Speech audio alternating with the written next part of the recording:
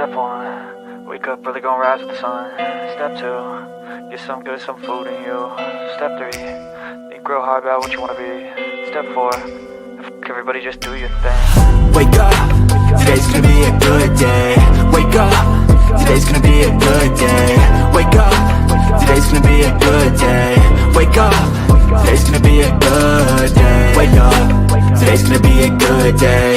Wake up, today's gonna be a good day. Wake up, today's gonna be a good day. Wake up, today's gonna be a good day. Yo, set your affirmations, aspirations. I got shit to do, the aftermath of preparation. Good food, good mood, blood in circulation. One step at a time, yeah, that's how you make it. Set a goal you control and the steps you take them. I try to pick one thought, have some concentration. And if I make a mistake, it's called education. I try to do this every day, call it replication. Wake up, today's gonna be a good day. Wake up, today's gonna be a good day. Wake up, today's gonna be a good day. Wake up, today's gonna be a good day. Wake up, today's gonna be a good day. Wake up, today's gonna be a good day. Wake up, today's gonna be a good day. Wake up, today's gonna be a good day. So life ain't easy, yo, I think there's a reason though. Ups and downs, just like every different season, yo. Sometimes I'm high, other times I'm barely breathing, though. I always gotta fight and hide from the demons, yo. Negative thoughts are poison, they rot. Head full of flies, so here come the clouds. They'll never stop unless I can swap all the bad for the good in my head when I'm lost. Yeah, so I'ma fake it till I make it. Positive thoughts are overtaken, I got patience. One day at a time is how you operate a cadence. A flow, you grow, you show yourself a foundation. Stay away from all the shit that causes temptation. I know that I like to do it cause it's sensation. I live my life in my head like a narration. Don't expect greatness, do my best, man, I'll take it. Wake up, today's gonna be a good day. Wake up, today's gonna be a good day. Wake up, today's gonna be a good day. Wake up, today's gonna be a good day. Wake up, today's gonna be a good day. Wake up, today's gonna be a good day. Wake up, today's gonna be a good day. Wake up, today's gonna be a good day. Wake up, really gonna rise with the sun. Step 2, get some good, some food in you. Step 3, think real hard about what you wanna be. Step 4, everybody just do your thing. Welcome to the Bullhorn Betty Coffee Club.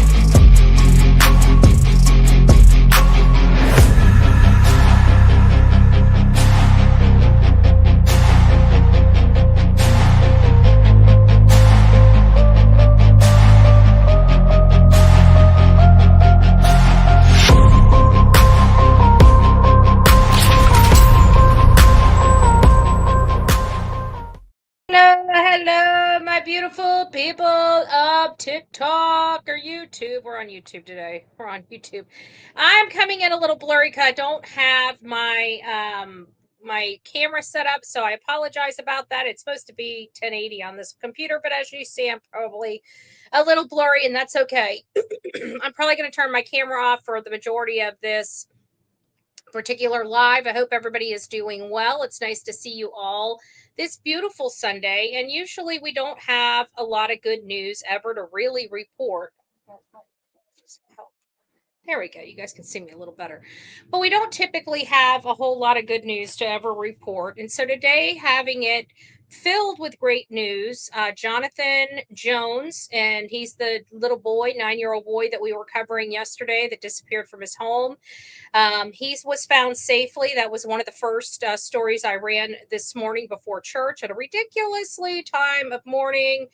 And then I've been kind of holding this. I was going to come and come live yesterday, but decided just to take it easy yesterday. And so today I figured we would talk about it. And this really is the story and the power of social media coming together and really helping a family that needed to understand what happened to their son. Jason, he is an adult, but he had a situation happen to him and he disappeared. He was missing, and the law enforcement believed he was a fugitive from law, and that's why they could not find him. Little did they know he was having a medical event, and he got into a tree somehow, and he was hanging in a tree by his leg downward, and that's the way they found him 5 or so months later. And he was in advanced decomp at this point, and he had some injuries that were unexplained. So, because of the situation surrounding his disappearance and what led to his disappearance, they were concerned that their child had met with foul play. And Chronicles of Olivia has been covering this case since last year. As many of you guys know, I was covering the Sebastian Wayne Drake Rogers case, and Olivia had reached out to me on this case on several different instances to assist, to help the family. They were getting to the point where they didn't know what to believe. They didn't know if law enforcement is overlooking some things. This is the boy in the tree from Virginia that I was telling you I was going to be getting involved in at the end of last year. And one of the things that they were trying to do was coordinate a protest, and many toward law enforcement, because they felt like law enforcement wasn't being, forthcoming in a few things. And this is a big shout out to Robin. I just saw her come in. And this is in conjunction with the help of Robin. And this, again, is the power of social media. We had a problem. We came here to social media. We asked for any type of retired coroners or pathologists that would be willing just to look over an autopsy. And somebody had stepped up and decided to help. And that's the beauty of these platforms and us being average people doing, extraordinary things. And this was, yes, ma'am. And this was a situation where we needed an independent person to kind of explain what was in that autopsy to this family, because as you can imagine, they lost their young son. I mean, he was a young adult, had a whole lot of life left in him, and they found him hanging out of a tree. And with unusual circumstances surrounding how he ever even got into that tree. So it was very difficult for them to come to grips with it, and they, I'm sure, probably blamed a lot of people, and in part probably still do even after the findings. But in his autopsy, one of his eyes were. His other eye looked normal, but one of his eyes were kind of bulging out, and he had a fracture on his skull. And many believed that he had met with foul play. His parents believed that he had met with foul play. So I'm going to read you guys just a little bit of information. I'm going to go ahead and put it up on the big screen for you guys so you guys could read along with me if you guys so choose. And the body found in April in a wooded area in southwest Frederick County has been positively identified as Jason Diego Abarca, a 19-year-old Maryland man who had been accused of carjacking a vehicle in Winchester on December 13th. According to Tuesday's release from Frederick County Sheriff's Office in the Northern District Office, the chief medical examiner and the Manassas confirmed the body, which was found in an advanced state of decomposition, as Abarca, the young man's stepfather, Benito Soto, had confirmed that the remains belonged to his stepson shortly after they were discovered in Star Tarney Road, or near Star Tarney Road, on April 29th. The sheriff's office also revealed new details about the body's discovery, classifying previously reported information that had been given to Winchester Star by Abarca's family. Abarca's body was discovered near a location of the vehicle that he had allegedly carjacked in the parking lot in Winchester. Searchers located Abarca, found his body with one leg stuck in a Y section of a large tree, approximately 5 feet up in the air, according to the release. The rest of the body was dangling towards the ground, basically upside down, according to the release. New details clarify statements that Abarca family made following the body's discovery, including his body had been found stuffed inside the tree, which really wasn't stuffed inside a tree. I'll be showing you guys a drawing here in just a second. It's not graphic or anything like that. It is believed that the contradictions of how the body was actually found versus the family's earlier statements to the press could come down to mishearing the body was stuck in the tree. It was stuck in the tree, not stuffed in the tree, the release stated.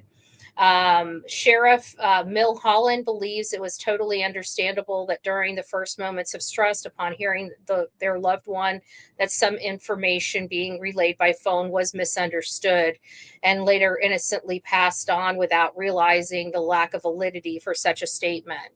The decision was reached by the sheriff's office and Abarca's family to release sensitive details of the body's discovery in order to dissuade future misinformation and answer questions posed by the public, according to the release. Abarca's mother, Jennifer Soto, previously said her son had been depressed following the self-unaliving of his brother, which was an Army captain, Corey DeCarlos Platt, and the subsequent family argument concerning the inscription on his late brother's tombstone. She indicated that before leaving his Hagerstown, Maryland home December 13th, Abarca took more than his prescribed dose of Adderall for his diagnosed attention deficit and hypertension, ADHD. So that kind of gives you guys the situation at hand. Is there more to the story? Of course, there's more to the story. It appears that this child was having a mental break. A lot had happened to him. His older brother, which he was close to, had passed away suddenly by his own hand. And we know the statistics about military and, the intentional self-inflicted unaliving that goes on across this country is very sad. They protected us, and we need to be providing more resources to them when they come back from service and other things. And we just don't, in my opinion, do enough for our veterans that have done so much for us. And so I'll continue to fight for veterans' rights in my county, in my state, and of course abroad. Those things do matter to me. But I wanted to give you guys, this is going to be a little bit of a longer video. It's one that Chronicles of Olivia did. I really like it. I think that you guys need to learn and hear his story. And I will tell you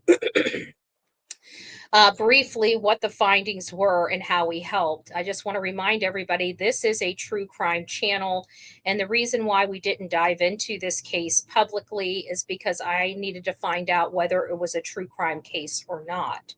And this one does have some activity that I can attribute at this point to over medication and a mental health situation. And that's why he was running, why he wrecked his car, why he took another car and that car got crashed and then he was on the lam. But he had a medical event. So something was going on with him that day. And we will discuss this a little bit further, but not until we hear from Chronicles of Olivia about this story. It's going to be about 23 minutes, but I think it's worth it. I'm gonna mute my mic. So let me know if you guys have any problems with the sound.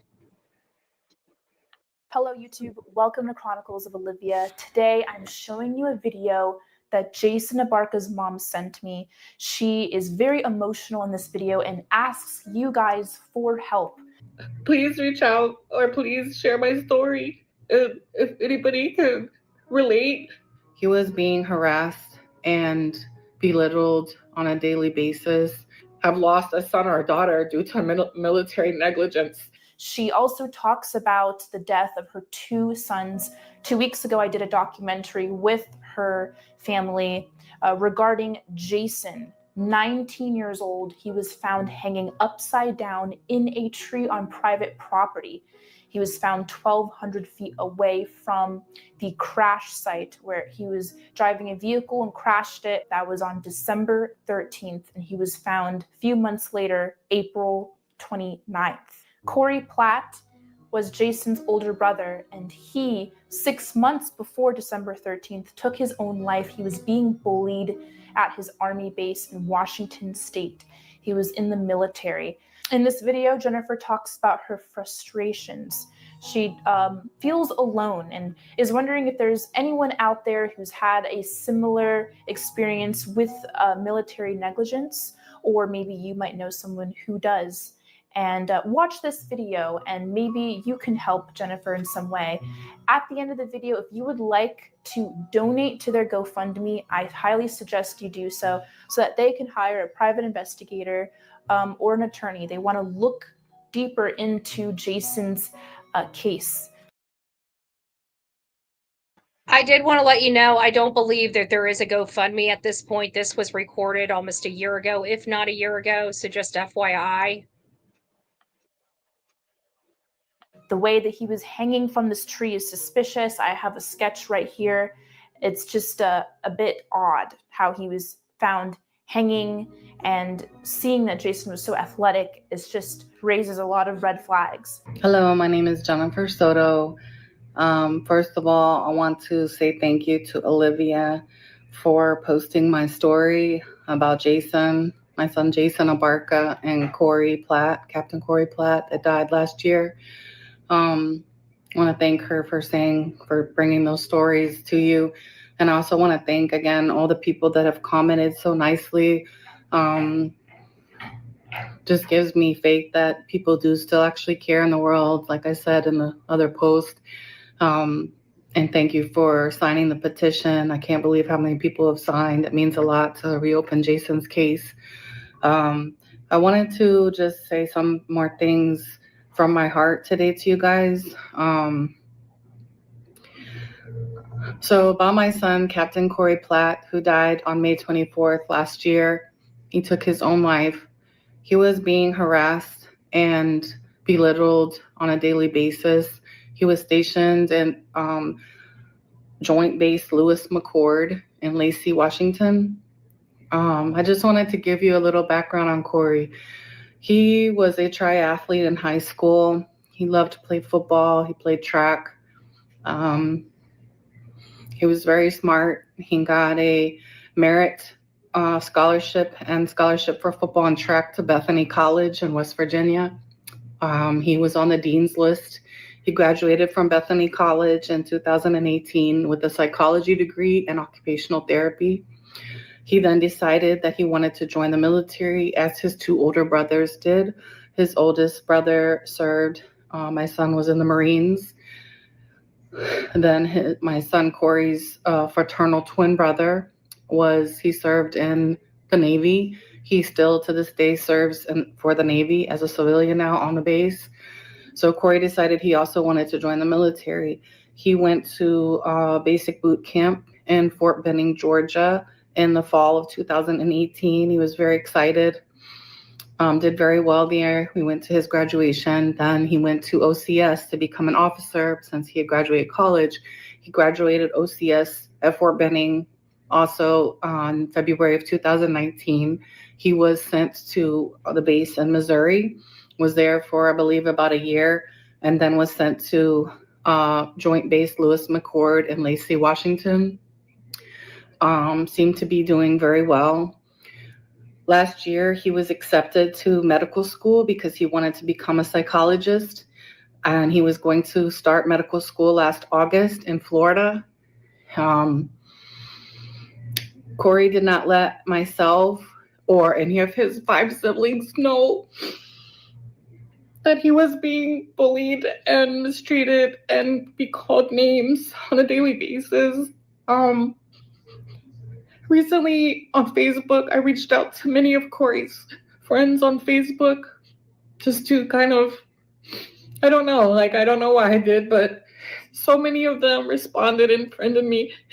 And a lot of them did not know that Corey had passed away. Sorry about that. So what I'm trying to convey is their story. This is their story. This is leading to Jason's mental break, because obviously he looked up to his brother. This was unexpected. His family didn't know. They didn't know the situation that was leading to why Corey didn't want to be here anymore. And so this is all part of the story. This is all part of the family's story. This is overwhelmingly sad. And as you can see, this is a military family. And I know many of you guys are probably asking, how did we help? And we're going to get to that once you guys hear the story.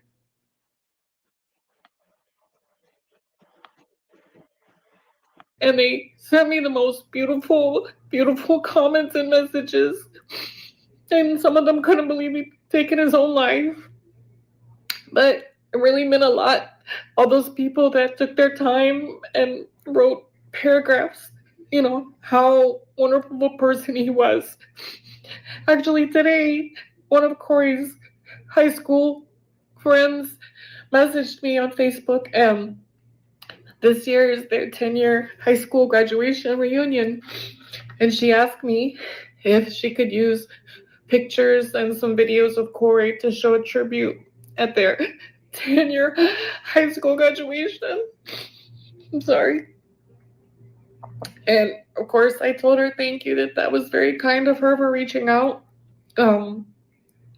So with all that being said, my problem still exists that the Army has failed to provide me an Inspector General report that my son Corey, Captain Corey Platt, filed in April of last year.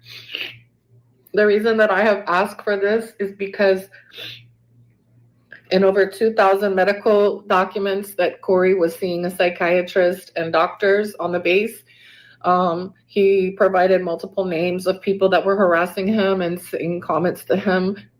And also his commander was giving him a hard time about going to doctor's appointments or taking any time off to see a therapist. She knew that he was diagnosed with severe depression, suicidal and homicidal thoughts. His military police weapon that was issued to him was taken away from him sometime in August of 2022. So my problem is I don't know why she didn't try to transfer him to another base if she knew he was getting harassed and belittled and all that. So I want that Inspector General report because that's going to say a lot, and they haven't provided it to me. I've had probably 3 casualty officers now since my son passed away. I've asked for it. I've sent FOIA requests. My lawyer that I do have requested an appeal asking for it again. So I don't know what's going to happen with that. The reason I'm telling you these stories is because I'm hoping to have people reach out to me. Like, I know probably no one has had the exact same things happen to their life. Probably, I hope, losing 2 sons within 7 months of each other. But I know for a fact there's many families that have lost a son or a daughter due to military negligence.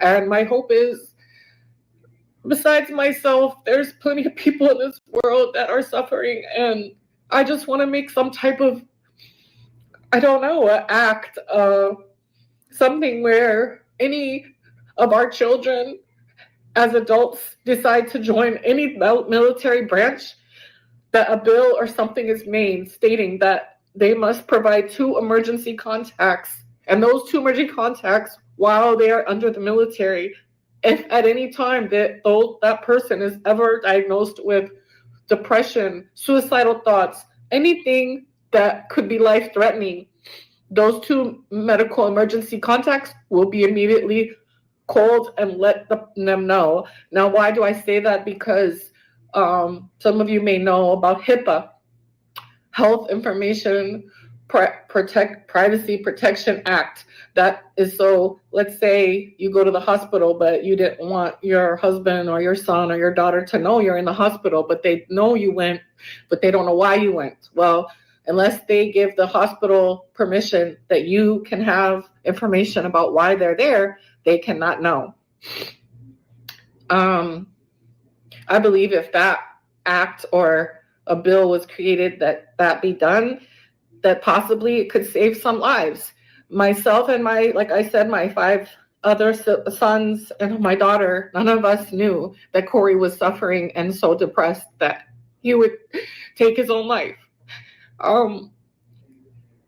So I wanted to reach out because it's not just my story. I know there's other people out there. I know, daughters have been raped. I know sons have killed themselves because a lot of these young people think they're getting away from their parents. They're signing to go off to, the military, to explore, to be, do new things. They never think that they might get bullied or hazed or beat on or raped as females. They never think about that. And that should not be something that happens when our children go and decide they want to serve our country. I had 3 sons serve our country, and now I'll talk about my other son, Jason. So Jason, yes, you guys want to know, yes, he was a fugitive, allegedly. He took a lady's car. He also damaged some people's grass and a fence, I believe. I don't condone that in any way, shape, or form. My problem is this, which I know other families and other people have probably had affected by police negligence. Had my son been arrested that night and found as he should have been, he would be in jail. He would serve time. He would pay restitution. I would make him pay restitution if the court did not. These are all things that I feel that if the police had found my son, which they should have found my son, they did not properly search. I was called at 5:45 on December 13th, and I told the detective at that time my son was going through mental issues. He was extremely depressed that his brother had killed himself. Jason had a prescription of Adderall, and he misused it. If you look up when someone overdoses or misuses Adderall, it has effects of paranoia. Many different things can happen if you overtake Adderall. The autopsy report did show that he had high levels of meth in his body, which a lot of Adderall turns into meth, I guess, because of what's in it. So yes, if you want to judge my son and see only that he was a fugitive, I understand you're looking at that part of it, but my son worked 5 days a week. My son was a sweet person. He worked 1.5 years at the warehouse where I'm a truck driver. When I would come back to work, he would come and help me to empty out my truck. Sometimes he would say, "So Mama, are you going to cook tonight or are you going to order food?" He would say different things. We have dogs, and I always dress my dogs. I put little shirts on them or pajamas. Me and my daughter buy them. And whenever we'd have the shirts off them, Jason would say that they're naked because they don't have a collar on and they didn't have a shirt on, and he'd pet them. And he taught 2 of my dogs multiple tricks. They were very smart, and he helped them. Jason loved football as well. Jason was my youngest son. He died when he was 19 on December 13th. He played football. He did wrestling. He did track. He fell kind of in his brother's footsteps because he had all those 4 older brothers, and 3 of them graduated from the high school that Jason ended up going to in 9th grade. In middle school and high school, Jason was hazed, bullied, picked on a lot. You guys have seen pictures of my son, but he was a skinny kid. When he died, he probably only weighed about 140, 150 pounds, 5'8". And he was following his older brother's footsteps to go to high school and play football. However, his older brothers were a little bit bigger stature. Like they were about 5'10", very muscly. No one really ever messed with my other sons until Corey last year in the army. But I just don't want this to only be about my two sons that died, because I know so many people out there have had children, maybe one of your parents, both of your parents, friends or family pass away from cancer, from a car accident, from a stroke, from a heart attack, multiple different things. As a truck driver, I drive by cemeteries every day, and I just think about all the people that have so much pain. And all I can tell you is that my two sons should not have died. My son Corey was a captain in the Army, was going to start medical school in Florida in August. And because his commander would not transfer him or call someone or get my son more help, he felt he had no way out. He just wanted to kill himself. I'll never have grandchildren for my son. And for Jason, he was only 19. He also wanted to join the Army like his 3 older brothers, and I would have loved that. He was so proud that he was going to join this year. He kept talking about it, and now he can't because he's dead. The police neglected to find my son that night, and I lost my baby. I lost my youngest son. And I know some people talk about that he did a crime, but he did a crime that could be paid for with some jail time and restitution. A lot of people do crimes. When we speed, when you get a speeding ticket, that's a crime. When you see people peeing on the side of the road, that's a crime. I'm not comparing those to what my son did. I feel horrible that if he scared anybody. But you have to realize that was not my son in a normal state of mind. He was a sweet, calm person. Always calm. If I ever got hyper or yelled at all at him, he would say, "Why are you yelling, Mama? Why are you yelling? Don't yell. You don't need to yell." He just wanted to always talk quiet and calmly. At my job, 2 grown men do his job and don't do his job as good as what he did it. He did it by himself, and he did it better than anybody ever did it. I don't know. I just am pleading if there's anyone out there that can help me, or a story. Tell me a story, or tell me where can I go? I need a lawyer to do police negligence against that Winchester Police Department, because they should have found my son. Even in the police report, it says that they should have gotten a helicopter or looked for him. But instead, they just left him to die. I told them that he had mental problems and to please find him. It was 22 degrees. It was dark. It was in the middle of the woods. Nowhere. We didn't know the area. He didn't know where he was. He didn't have a cell phone. I told him that he did not have a cell phone, but they kept saying he got picked up. He did not get picked up. Jason was a loner. He worked all the time, went to the gym, played basketball at the park by our house. That's all he did, and played Xbox with his brothers. I'm sorry. Anyways, so I'm just asking, please, if anybody can give me any advice. I would greatly appreciate you listening to my story and about my sons. But I lost 2 babies, and I know I need to move on, and I can move on, but I want to do something that matters. And maybe not even for myself or my sons, but something greater than that. As far as, like I told you about the military making people give 2 family emergency contact names when anybody signs up to join the military, whatever branch. And as far as the police, who has the higher power? Like police, military. First of all, I have much respect for all military and police and firefighters, emergency rescue people. I have great respect and honor for all of you. But for police or anyone that does not do their job, fully, I can't, I don't know who do you go to then, because the police or the law, you know, they're protected. I feel like my son died that night and nobody cared. Nobody cared. And then I kept begging them to please go look. I know my son is dead. I know he's frozen to death or someone killed him in the woods. Please find him, because it was private property.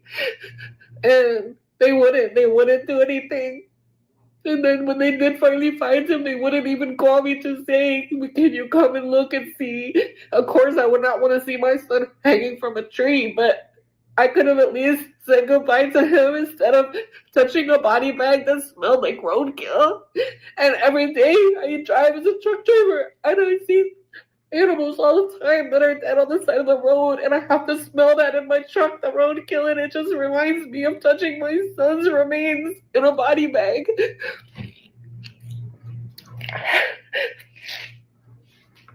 I'm sorry. So, I'm sorry I've been so emotional. I'm gonna stop now, but I just wanted to please, if anyone can give me any advice, or maybe there's a lawyer out there that has done police negligent cases in Virginia that would be willing to take my case. I have evidence. I have many text messages and calls and pictures. And again, thank you everybody that says nice comments or anything. Even when you share your own story, it means a lot to me. I don't understand people that say rude comments, because in this world, like, there's already so much sadness and evilness. And I just believe that if you're going to say something, you should say something nice. Every day I go to work and I try to be happy. Sometimes I cry in my truck because I think about my sons that are gone. But when I see customers, even if they're in a bad mood or maybe they don't talk to me or whatever, I still always acknowledge them and say good morning or have a good day, have a good weekend. Because it's better to try to stay positive than to just only be angry and hateful. So thank you for listening to me, and please reach out or please share my story. And if anybody can relate or wants to tell me anything, please reach out. And again, thank you so much, Olivia, for sharing my stories. So as you guys can hear, very heartbreaking.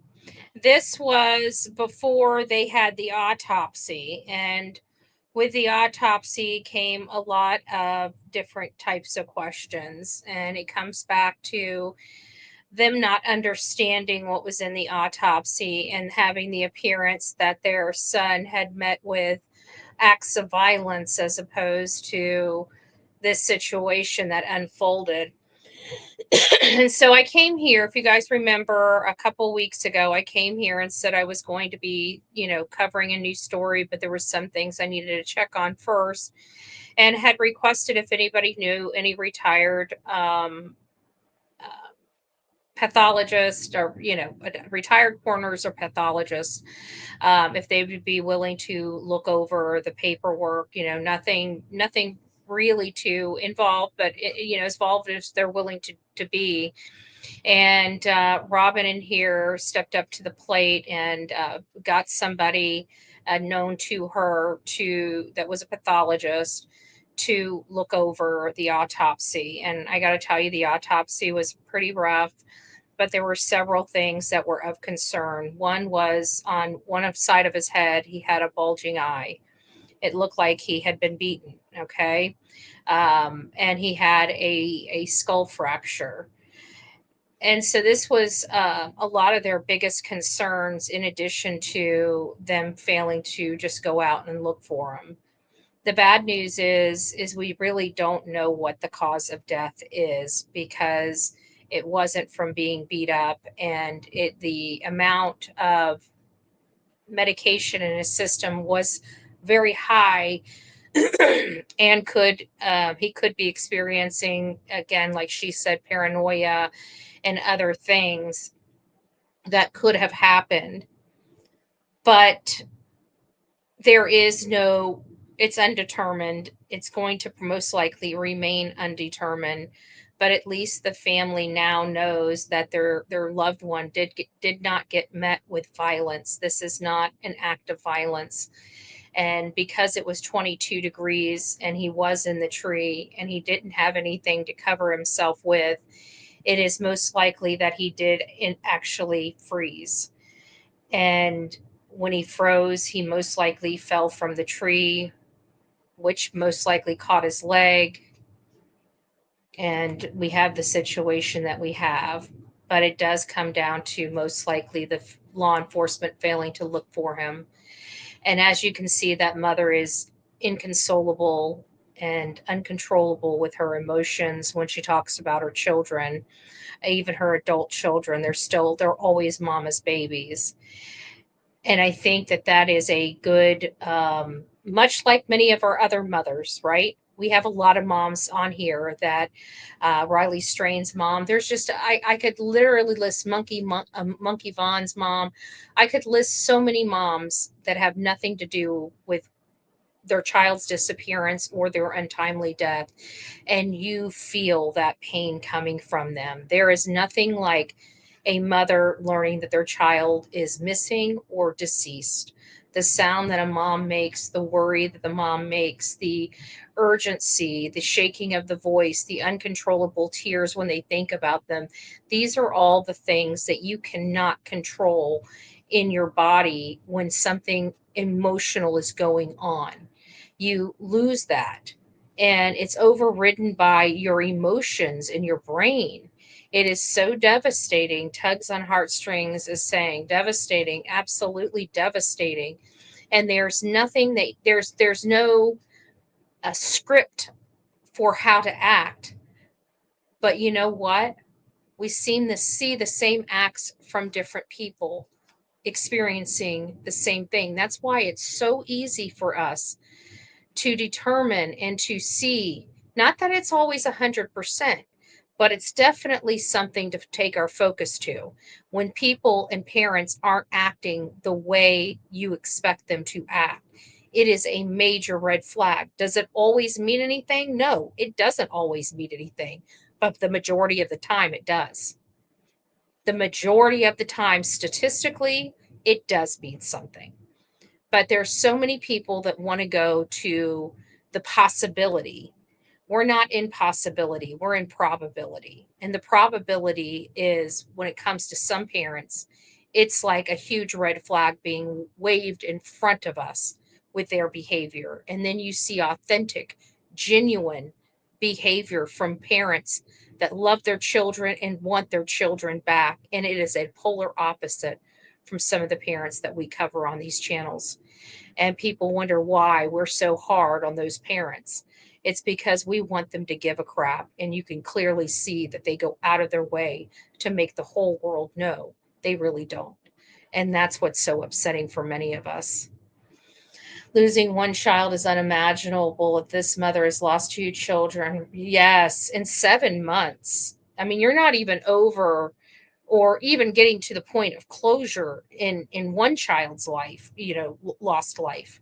And then to have a second thing, that's why she was probably so panicked. I can imagine her, when she was talking about begging law enforcement. I can almost see her like Riley Strain's mom, making them stop, please go look. They wouldn't. They wouldn't. If anybody does know, I don't know their situation, if they've gotten the attorneys that they need. But now that we know that he was not met with any type of violence, which was when you see the autopsy, I know you guys won't be able to see them, but when I saw the autopsy photos, it did have the appearance, at least on one side, that, and I understood what the family was concerned with, but I'm not sure that he was met with violence, and part of that is that they felt corruption was here because of the way some things were handled. I think some of that has been removed. I think that law enforcement could have saved him if they kept looking. That I absolutely agree with in this case. And I think the responsibility was on them after being called, even as a fugitive. They had a duty to their community to keep looking for him, especially as a fugitive from the law, right? You don't let somebody like that run around your community. You bring in the cavalry. They did let him down, but they let their community, because think about the story at hand. Now, we all know hindsight is that he had a mental break, but at the time nobody knew he was under a mental break. They only knew that this kid had carjacked somebody from knife point. Do you want somebody like that running around your community? I'm asking, because let's put this whole thing aside that he had a mental break, because at the time they did not know that. His family knew that, but in the grand scheme of law enforcement, they didn't know that. They just knew that they had a kid that had just jacked a car. Why didn't they continue to search for him, specifically to drag his butt to jail? If they would have, I truly believe that that would have saved his life. That would have saved his life. But these were people that had predetermined that he was on the lam and that somebody picked him up without one scintilla of evidence. Law enforcement went on assumption when they should have went on fact. That is why this child here is gone. Did he do bad things in that time? Yes. But again, it was a mental break. We talk about the brain and its capacity and capabilities all the time. And we know that it runs literally everything. And when that is affected, it affects every piece of your body, whether you intend for it to or not. It is in control. And when your brain is in control and you are not, it could be a recipe for disaster, especially when it has chemicals that is altering how the brain functions. And that's what was happening with the Adderall. He had 40 milliliter or milligrams of Adderall in his system. And so when I was doing my research, it said that it was the highest dose that you could prescribe, but that it was in safe boundaries. But again, the person Robin was able to get me in contact with um, explained all that as well. And it does have effects. And he was a tinier kid. He was very slender, as you guys can see over here, at 5'8" and very slender. So that could have affected him. And I didn't realize that the Adderall affected people the way it does. So it was just my ignorance to that. But I think that's what had him have this mental break. And which is what made him feel like people were chasing him, which made him fear for his life, which made him jack the car. Again, all part of the mental break. But still, shame on law enforcement, because I don't know if I'd be too pleased with law enforcement. Like I said, remove the mental aspect of it.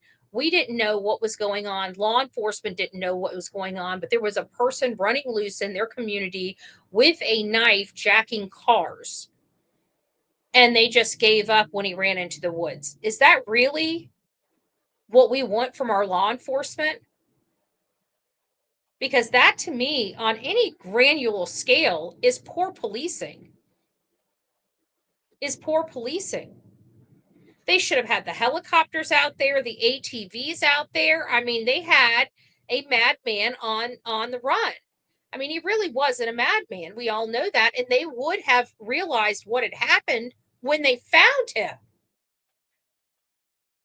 But at that time, they didn't know him.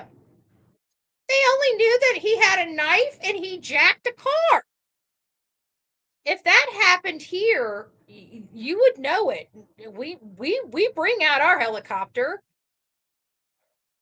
If we think anybody could pose a harm to anybody on our streets, we don't stop until we know where they're at. And this could have went one of several ways. They could have taken him to the jail. He probably wouldn't have froze. or they would have realized he's having a mental health break and taken him over to a mental health facility where they could take care of him until he got better. Because again, this is a young kid dealing with real life problems. And some of these kids aren't equipped to hear that their brother is no longer, they can't understand it. And when it does hit them, it does something to them. And he already had ADHD. So he already, he and I don't, to be honest with you, we've been studying autism so much, I don't know what the grades of ADHD are. I don't know how that affects somebody. I know it has to do with them not being able to keep attention to something, but I can tell you he kept attention to this. A lot of people take it for speed when they don't have ADHD. Oh, okay, gotcha. Gotcha. Yeah, I don't know. I don't remember what my cousin was on whenever he was a teenager. He doesn't take it anymore, but when he was a teenager, my aunt and uncle, of course, because it was the best interest of him to take it, but he was like a zombie every time, just like really slow after that. It was weird. I didn't like it was too much, or I don't know. I don't know a whole lot about that stuff. It took us a long time, or quite a bit of research to even understand autism.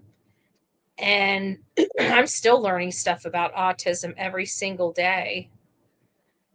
Graves says ADHD is part of the neurodivergent diagnosis, just like ASD. Gotcha. All right, I want to thank everybody because I didn't have a chance. E or Blue, 6 months member. God bless you. Aletha up in the house. It's nice to see you, my love. She says, thank you for all you do, BHB. Love your channel and blessed to be a member. Thank you so much. Melanie says, happy Saturday, Betty, Delilah, mods, and chat. Everyone is doing well. Much love to you all. Thank you so much, Melanie. And Robin says, gosh, my birthday. And the reason why I start this so I can come back to it is because, Robin, I swear, I think it's really weird because when you look at like cosmic, I'm not really into like cosmic ties or anything like that. But when you start looking at the web of things, like how a person gets from this person to this person, or it seems like it's almost divine intervention, if you will, at times, because look at this, you already have a connection to this case and you were able to help provide such enlightenment for a family in need. And I just find it weird that you would say that you were cosmically tied to this case and in some other way. It's just it's wild for me. It's wild for me. So Stephanie, good afternoon. Betty in chat, thank you. And Melanie gifted a Bullhorn Betty membership. If you received your Bullhorn Betty membership, don't forget to tell Melanie thank you, and whomever you are that received this Bullhorn Betty membership, welcome to this crazy crew we call the Coffee Club, i.e. the Insane Asylum. Welcome. Grab your straitjacket and your padded room and welcome aboard. Hope Float says it's an upper for one that needed. My ex is on it. Gotcha. It is too much, or he didn't really have ADHD. I'm hearing it's too much. I'm hearing for him it was too high. It's potential that it was too high of a dose back in the day. That's the name of it, Ritalin. That's what, Robin, that's what my cousin was on. That sounds more, it was Ritalin. I remember now that you wrote it in here. That's the stuff my cousin was on. It made him a zombie. But that was it. I couldn't remember. Aw, Tugs and Heartstring became the newest member of this crazy crew we call the Coffee Club. Welcome. God bless you. So that's really it. How we helped is we were able to provide them with the help of members in our chat to provide at least answers for them. We can't fix what they're going through, but we can give them or help give them a little more direction or information that can help them in the future. And for this one, like I said, one of their biggest concerns is he was met with some type of violence. And because of this work, not only was he, we found out that this was part, even the eye had something to do with the process of him in the advanced decomp situation, and he was hanging upside down. So there's pressures that build up in your body. I'm not going to go through it. That's kind of my understanding. And so that may have had something to do with the eye. The fracture on the skull, they did say it in the autopsy, it did say they believed that it was from when they let him out of the tree, he kind of fell to the ground, which, as a parent, you don't want to hear that. But because there was no blood around that would have happened most likely from him falling out of the tree. So, because this person was able to clarify the information seen in the autopsy report and put it in bite sized pieces for this mom and stepfather to understand and digest, it at least helped them know that their child was not met with violence. And now that we know how cold it was there that night and everything like that, the unexpected, in my opinion, now again, my opinion doesn't mean squat, to me, it seems like he would have most likely succumbed to the elements and he would have passed away from the freezing cold temperatures. That would be my suggestion as to what really truly happened to him. But could he have been saved if law enforcement would have kept checking? And the answer is yes. So I think it gave them a lot more clarity, and is going to help them find closure, because it's never comfortable not knowing what you're reading in an autopsy report. It's never comfortable not knowing if something more happened that somebody's not telling you. And because they love law enforcement, they love their area and everything like that, they're just upset that they didn't search for him more and more thoroughly, because they could have saved his life. So hopefully we help them move into the right direction. But I'm sure, as always, if you do know anybody that has or is an attorney that would be willing to chat with them about their legal remedies or path forwards, please reach out to me. Bullhornbetty@gmail.com, bullhornbetty@gmail.com. But for the most part, we were able to provide some answers to the family about their son. Although not a true crime case in the sense, and why we won't be covering this case. But just because we don't cover a case doesn't mean we don't continue to help families uncover the truth and find out what happened to their loved one. And so this is just one story of many that have happened over the years where we've helped families without really covering their case. And the reason why I never jumped in here and started covering, even though I was working, to try to find some answers for the families behind the scenes, is because of the hate on these platforms and what these platforms do to families. And we have to this is a different time for us. So there's a lot of stuff that I do work behind the scenes.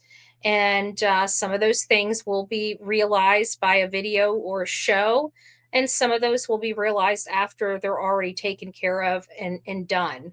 And that's for the protection of the victim and the victim's family. And it's sad that we have to get to a point like that and a place like that on this platform. But don't ever think that our work ever stops, because it doesn't. All right, guys, please say a prayer for this family. Again, not a true crime case for something we're going to cover here, but we still try our hardest when families come before us to help any way we can. And this one, we were able to at least provide some positive news in such a negative situation. All right, guys, rock it out with your coffee beans out. Don't forget to be fearless. If you see something, say something. An ounce of prevention is worth a pound of cure. And until next time, please be safe, but more importantly, kind to one another. And please don't forget to go hit me up on X. I'm starting to build up the Instagram. What? Yes, I'm all over the place. You don't have to just wait for me to come live here. See what I'm doing in other places. Watch my X. I'm all over X all day long. I'm posting stuff. I'll get a little snarky in there and everything. So check me out on other platforms. But until later, I'll see you soon. God bless. Rock it out.